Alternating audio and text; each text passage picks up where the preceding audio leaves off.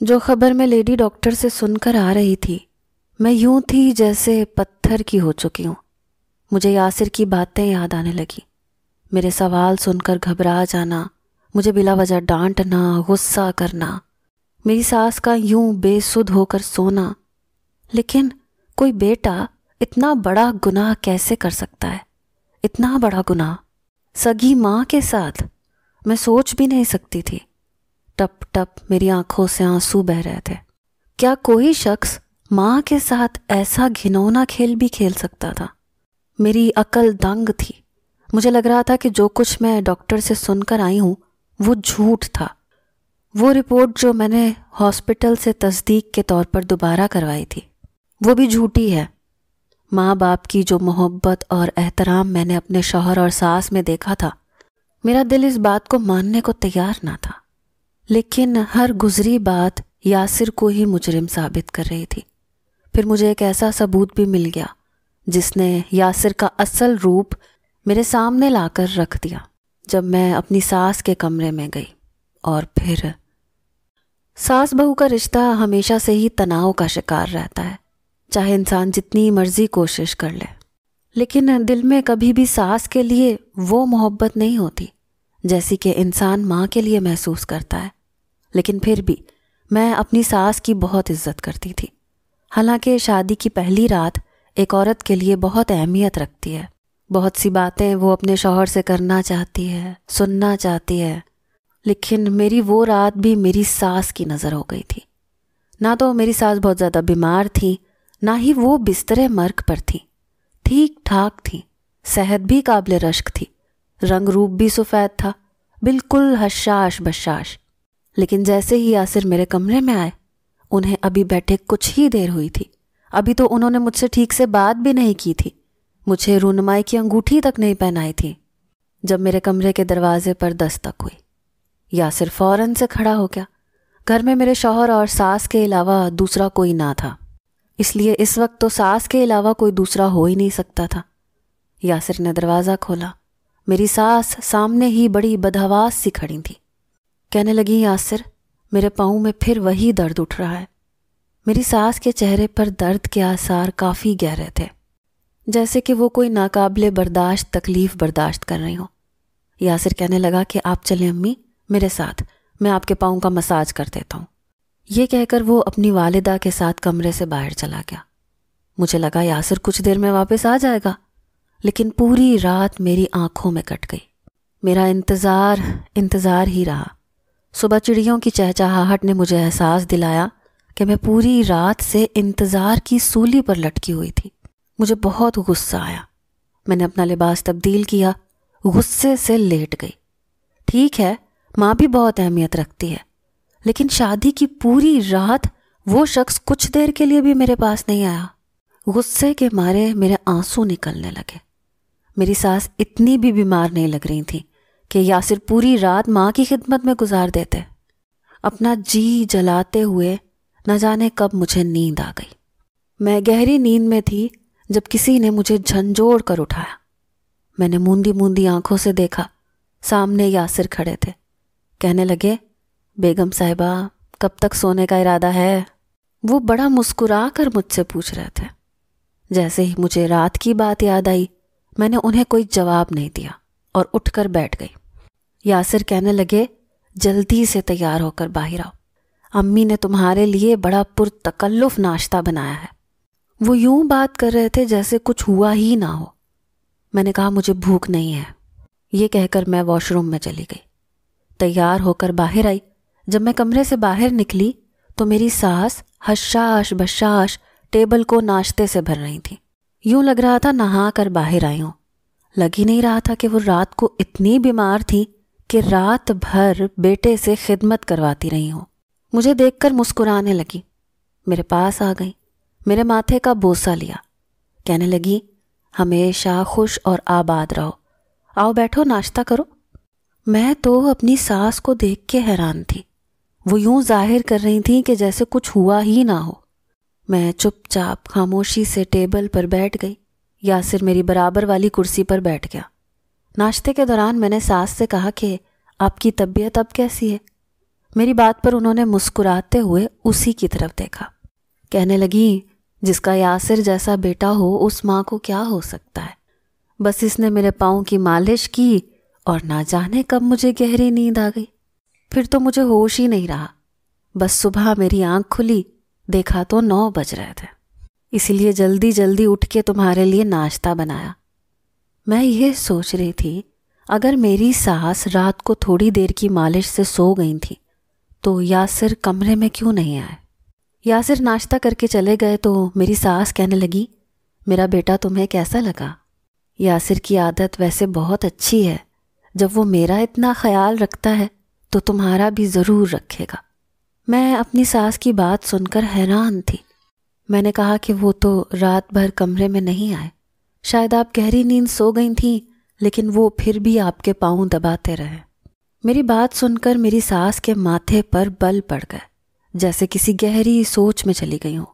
پھر کہنے لگی نہیں، وہ تو میرے کمرے سے جا چکا تھا، تو تمہارے پاس کیوں نہیں آیا؟ میں نے تو خود اس سے کہا تھا کہ بس کرو میری خدمت اور بیوی کے پاس جاؤ، کیا سوچے گی بہو. جتنی میں اپنی ساس کی بات سن کر حیران تھی اتنی ہی حیرت میری ساس کے چہرے پر بھی تھی. پھر انہوں نے جیسے خود کو جھٹکا. کہنے لگی اصل میں اس نے ہی میری عادت کو خراب کیا ہے. جب تک یاسر میرے پاؤں نہ دبائے، میرے پاؤں کا مساج نہ کرے، مجھے نیند ہی نہیں آتی. رات ہوتے ہی میرے پاؤں میں درد کی شدید ٹیسیں اٹھنے لگتی ہیں. یہ میرے پاؤں کا مساج کرتا ہے تو میں ایسی گہری نیند سوتی ہوں، پوری رات مجھے ہوش ہی نہیں رہتی کہ کہاں ہوں میں. پھر تو بس صبح ہی میری آنکھ کھلتی ہے. خیر تم بے فکر رہو بہو، یاسر گھر آتا ہے تو میں اس کے کان کھینچ کے پوچھتی ہوں. لیکن یہ ایک دن کی کہانی نہیں تھی، روز کا یہی معمول تھا. جب بھی یاسر کمرے میں آتے کچھ ہی دیر بعد مجھ سے کہتے کہ تم سو جاؤ، میں بس امی کے پاؤں دبا کر آتا ہوں. پھر کمرے سے باہر چلے جاتے. میں ان کا انتظار کرتی رہ جاتی. 2-3 دن جب یہی تماشا جاری رہا تو میں نے یاسر سے پوچھ ہی لیا کہ یاسر آپ رات کو سوتے کہاں ہیں؟ کیونکہ امی کے پاؤں دبانے کے بعد تو وہ تو گہری نیند سو جاتی ہیں، انہیں تو یہی لگتا ہے کہ آپ میرے پاس آتے ہو. میری اس بات پر یاسر کی رنگت اڑی تھی. وہ کچھ تذبذب کا شکار ہوئے تھے. کہنے لگے کہ اصل میں امی کے پاؤں ہی دباتا رہتا ہوں، مجھے اپنی ماں کی خدمت کر کے بہت سکون حاصل ہوتا ہے. میں نے کہا کہ پھر مجھ سے شادی کیوں کی آپ نے؟ اپنی والدہ کی خدمت کرتے رہتے. اگر بیوی کو لائے ہو تو اس کے کچھ حقوق ہیں، فرائض ہیں، جنہیں ادا کرنا بھی آپ کے ذمہ ہے. میری بات سن کر یاسر نے مجھے غصیلی نظروں سے دیکھا. کہنے لگے بس مجھے اسی بات کا ڈر تھا. یہ جو بیوی جیسی مخلوق ہوتی ہے نا، گھر میں قدم رکھتے ہی شوہر کو اس کی ماں کے خلاف کرنا شروع کر دیتی ہے. ایسا زہر بھرتی ہے کہ بیٹے ماں کو دھکے دے کر گھر سے نکال دیتے ہیں. اسی لیے میں شادی کے خلاف تھا. لیکن میری ماں کو نہ جانے کیا شوق تھا بہو لانے کا. مجھے تو پہلے ہی پتا تھا کوئی بھی لڑکی ہو یہ بات برداشت نہیں کرے گی کہ میں اپنی ماں کی خدمت کرتا ہوں. میرے تو گمان میں بھی نہیں تھا کہ یاسر مجھ سے یہ سب باتیں کہیں گے. میں نے تو ایک عام نوعیت کی بات کی، لیکن انہوں نے تو اس کا مطلب الٹا ہی لے لیا. میں نے کہا یاسر مجھے بھلا کیا تکلیف ہو سکتی ہے کہ آپ اپنی والدہ کی خدمت کریں؟ بے شک کریں، لیکن جب وہ گہری نیند سو جاتی ہیں تو واپس کمرے میں آ جایا کریں. میں کتنے خواب سجائے اس گھر میں آئی ہوں، آپ کو میرے احساسات کا بھی خیال رکھنا چاہیے. میری بات سن کر وہ خاموش ہو گئے. پھر کسی گہری سوچ میں چلے گئے. کبھی مجھے دیکھتے، کبھی نظریں چرا لیتے، پھر گہری سانس خارج کرنے لگے. ٹھیک ہے میں آ جاؤں گا، وہ تو میں تمہاری نیند کی خرابی کا سوچ کر تمہیں ڈسٹرب نہیں کرنا چاہتا، اس لیے نہیں آتا تھا کیونکہ میرے نزدیک تمہاری بھی بہت اہمیت ہے. اس رات یاسر کچھ ہی دیر بعد کمرے میں آ گئے. کافی دیر مجھ سے باتیں بھی کرتے رہے، لیکن ان کی باتوں میں زیادہ تر ان کی والدہ کی ہی باتیں تھیں. یہی کہتے رہے کہ مجھے اپنی ماں سے بہت محبت ہے، میں چاہتا ہوں کہ تم کبھی بھی ہم دونوں کی محبت کے بیچ میں مت آنا، ورنہ پچھتاوے کے سوا تمہارے ہاتھ کچھ نہیں آئے گا. یاسر بات تو مجھ سے نارمل لہجے میں کر رہا تھا، لیکن اس کے الفاظ مجھے اندر سے چبھ کر رہ گئے تھے. ٹھیک ہے یاسر کو اپنی والدہ سے محبت تھی، لیکن وہ یہ کیوں سمجھتا تھا کہ میں اس کی ماں کو اس سے الگ کر دوں گی؟ شاید ہمارے معاشرے میں یہ چیز بہت عام ہو گئی ہے کہ لڑکیاں آتے ہی الگ گھر کا مطالبہ کرتی ہیں، اسی لیے یاسر میرے بارے میں ایسا سوچ رہا ہے، حالانکہ میرا ایسا کوئی ارادہ نہ تھا۔ بہت جلد میں نے کچن سنبھال لیا، اپنی ساس کی جی جان سے خدمت کرتی تھی، ان کا رویہ بھی میرے ساتھ بہت اچھا تھا۔ یہ سب دیکھ کر یاسر بھی بہت خوش تھا۔ ایک رات میری آنکھ کھلی تو میں نے دیکھا میرے برابر والا بستر خالی تھا۔ میں نے گھڑی کی طرف نظر دوڑائی، رات کے 3 بج رہے تھے۔ مجھے کچھ پیاس بھی محسوس ہو رہی تھی۔ میں اپنے کمرے سے باہر نکلی، مجھے لگا شاید یاسر لاؤنج میں بیٹھے ٹی وی دیکھ رہے ہوں گے۔ اکثر وہ نیند نہ آنے کی وجہ سے رات کو لاؤنج میں ٹی وی دیکھ لیا کرتے تھے، لیکن لاؤنج بالکل خالی تھا۔ گھر پر صرف 3 ہی کمرے تھے، ایک ڈرائنگ روم تھا، ایک میری ساس کا کمرہ اور ایک ہمارا۔ یاسر نہ تو ڈرائنگ روم میں تھے نہ ہی لاؤنج میں۔ میں نے گیلری بھی دیکھی، وہ بھی خالی تھی۔ مجھے لگا شاید ساس کی خدمت کر رہے ہیں۔ میں نے پانی پیا، واپس اپنے کمرے میں جانے لگی۔ میں گہری نیند سے اٹھی تھی، اسی لیے ابھی بھی نیند کا اثر میری آنکھوں میں باقی تھا، لیکن پھر مجھے اپنی ساس کے کمرے سے عجیب و غریب قسم کی آوازیں آنے لگیں۔ یہ سن کر تو میری نیند بھگ سے آنکھوں سے غائب ہوئی تھی۔ مجھے ایسے لگ رہا تھا جیسے ساس کے کمرے میں میری ساس کے علاوہ بھی کوئی ہے، اور یاسر کے علاوہ تو گھر میں کوئی بھی مرد نہ تھا۔ میں نے سوچا کہ چلو میں ساس کے کمرے میں جھانک کر دیکھتی ہوں، اگر یاسر ہوئے تو میں بولوں گی کہ وہ آ جائیں، کب تک ماں کے پاؤں دباتے رہیں گے۔ لیکن جیسے ہی میں نے اپنی ساس کے کمرے کا دروازے کا نوب گھمایا، کمرہ اندر سے لاک تھا۔ مجھے یہ بات بڑی عجیب لگی، گھر میں تو کوئی بھی غیر نہیں تھا، پھر یاسر کا کیا مقصد تھا کہ وہ اپنی والدہ کا کمرہ لاک کر کے پھر ان کے پیر دبائے؟ میں نے ہلکی ہلکی کمرے پر دستک دی۔ جیسے ہی دستک کی آواز اندر تک پہنچی، اندر کی سرگوشیاں ایک دم ختم ہو گئیں۔ ایسا لگ رہا تھا جیسے کمرے میں کوئی موجود ہی نہ ہو۔ میں نے پھر سے کمرے پر دستک دی، لیکن کسی نے بھی دروازہ نہیں کھولا۔ بالآخر مایوس ہو کر میں اپنے کمرے میں آ گئی۔ جیسے ہی میں بیڈ پر لیٹی، کچھ دیر بعد ہی یاسر بھی کمرے میں داخل ہوئے۔ اس بار وہ بہت غصے میں تھے۔ مجھے جاگتا ہوا دیکھ کر کہنے لگے، سوئی نہیں تم ابھی تک؟ میں نے کہا کہ میں امی کے کمرے پر دستک دے رہی تھی، آپ نے دروازہ کیوں نہیں کھولا؟ میری بات سن کر یاسر کے چہرے کی رنگت اڑی تھی۔ انہوں نے برجستہ میری طرف گھور کر دیکھا، کہنے لگے، اب تم ہم ماں بیٹے کی جاسوسی پر مامور ہو جاؤ گی، رات کو اٹھ کر یہ دیکھا کرو گی کہ میں اپنی ماں کی خدمت کیسے کرتا ہوں۔ یاسر تو مجھ سے اکھڑنے لگے۔ میں نے کہا، یاسر آپ ہر بات کا غلط مطلب کیوں لیتے ہیں؟ مجھے تو یہ تھا کہ صبح آفس جاتے ہیں، شام کو واپس آتے ہیں، پھر رات کو دیر تک اپنی والدہ کے پاؤں دباتے رہتے ہیں، آپ کو بھی آرام کی ضرورت ہے۔ میری بات ابھی مکمل بھی نہیں ہوئی تھی کہ انہوں نے ہاتھ کے اشارے سے چپ کروا دیا۔ کہنے لگے، اچھا بس بس، یہ چاپلوسانہ باتیں میرے ساتھ مت کرو، میں اچھی طرح سے عورت کی فطرت کو جانتا ہوں۔ آج کے بعد خبردار جو تم نے میری امی کے کمرے کے اندر جھانکنے کی کوشش بھی کی تو۔ مجھے سمجھ نہیں آتا تھا کہ یاسر صرف اپنی ماں کے معاملے میں اتنے سخت مزاج کیوں ہو جاتے تھے، حالانکہ ویسے وہ مجھ سے ٹھیک بات کرتے تھے، مجھے گھمانے پھرانے بھی لے جاتے تھے، کبھی باہر سے کھانا بھی لا دیتے تھے، اگر میں کچھ منگواتی تو فوراً سے لا دیتے تھے، کبھی بھی منع نہیں کیا تھا۔ لیکن جہاں بات ان کی والدہ کی آتی، وہ یوں نظر بدلتے جیسے میں ان کی سب سے بڑی دشمن ہوں۔ میں ابھی انہی الجھنوں میں الجھی ہوئی تھی کہ ایک دن یاسر مجھ سے کہنے لگے کہ وہ آج رات گھر پر نہیں آئیں گے، کیونکہ دوستوں کے ساتھ فارم ہاؤس جا رہے ہیں اور رات بھر وہیں رہیں گے۔ مجھ سے کہنے لگے کہ ایسا کرنا، تم امی کے کمرے میں ہی تھوڑی دیر بیٹھ جانا، ان کے پاؤں دبا دینا، جب وہ سو جائیں تو پھر تم جا کر سو جانا۔ میں نے ایسا ہی کیا۔ میں نے اپنی ساس کے پاؤں دبائے تو وہ سو چکی تھیں، لیکن میں نے ان کے پیروں کا مساج کرنا چاہا تو میں نے دیکھا کہ ان کے پاؤں اور پاؤں کے کچھ اوپر کے حصے پر ناخنوں کی کھرونچوں کے نشانات تھے۔ یہ دیکھ کر مجھے کچھ عجیب سا لگا۔ میری ساس نیند میں تھی، لیکن نیند میں بڑبڑا رہی تھیں، جیسے کسی سے اپنا ہاتھ چھڑوا رہی ہوں۔ یہ سمجھ سے باہر تھا کہ وہ ایسا کیوں کر رہی تھیں۔ مجھے لگا شاید وہ کوئی ڈراؤنا خواب دیکھ رہی ہیں۔ میں نے انہیں جھنجھوڑ کے اٹھانا چاہا، لیکن وہ اس قدر گہری نیند میں تھیں کہ ہوش میں نہیں آ رہی تھیں۔ مجھے لگا جیسے انہوں نے نیند کی کوئی ہیوی ڈوز لی ہے۔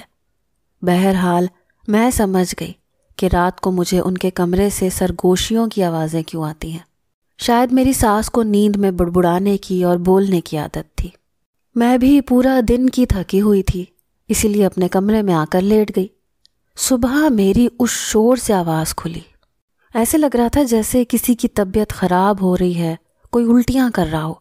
میں فوراً سے اٹھ کر باہر آئی تو یہ آوازیں میری ساس کے کمرے سے آ رہی تھیں۔ میں فوراً سے اپنی ساس کے کمرے میں گئی، ان کے واش روم میں گئی تو وہ الٹیاں کر رہی تھیں۔ ان کی حالت بہت زیادہ خراب لگ رہی تھی۔ یہ دیکھ کر میں بھی پریشان ہو گئی۔ میں نے انہیں اپنے کمرے میں لا کر بٹھایا۔ وہ کہنے لگی ایسا کرو، یاسر کو فون کر دو، میری طبیعت بہت خراب ہے، میں ڈاکٹر کے پاس جانا چاہتی ہوں۔ ان کے چہرے کی رنگت بھی مجھے ایک دم سے پیلی لگ رہی تھی۔ میں نے فوراً سے یاسر کو فون کیا، لیکن وہ کہنے لگے کہ وہ بری طرح سے فارم ہاؤس میں پھنس گئے ہیں۔ فارم ہاؤس والی طرف بہت تیز طوفانی بارش ہوئی ہے اور سارے راستے تقریباً بند ہیں، اسی لیے شاید وہ شام تک واپس پہنچیں گے۔ یہ سن کر میں پریشان ہو گئی۔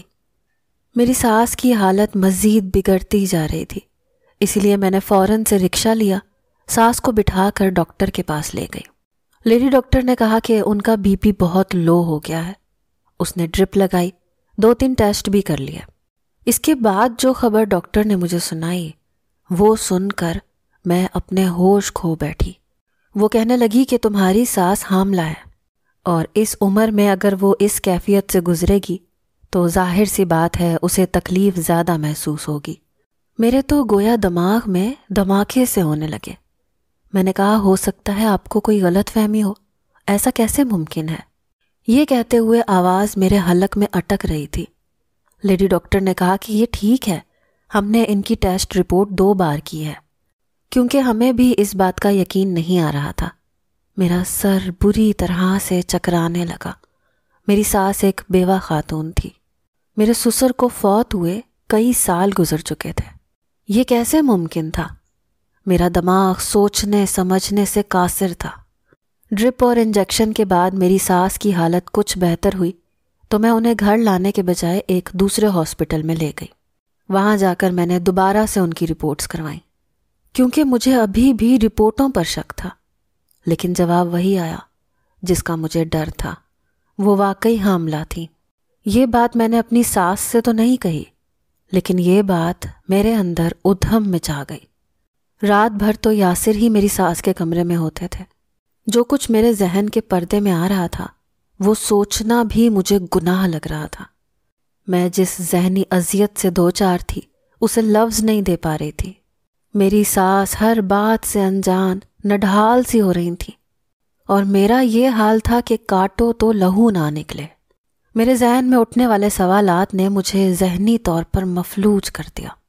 کوئی بھی سگا بیٹا بھلا اپنی سگی ماں کے ساتھ ایسا کیسے کر سکتا ہے؟ میں جب تک گھر پہنچی بے جان ہو چکی تھی۔ میری ساس اپنی طبیعت کی وجہ سے نڈھال تھی، اسی لیے کمرے میں چلی گئی۔